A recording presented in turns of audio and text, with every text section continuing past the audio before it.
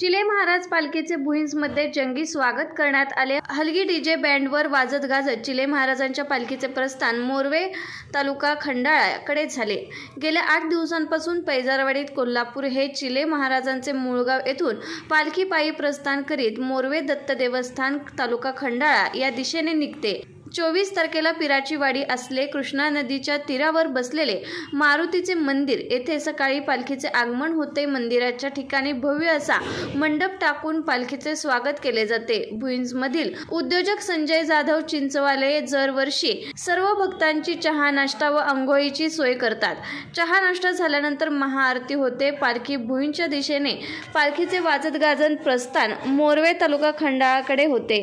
दर्शनासाठी परिसरात भाविकांची गर्दी होते। पालखीच्या स्वागतासाठी भुईंजचे उपसरपंच शुभम पवार, असले गावचे सरपंच सुप्रभा अनिल चव्हाण, भुईंज परिसर व इतर भक्त मंडळी या पालखीचे स्वागत करतात।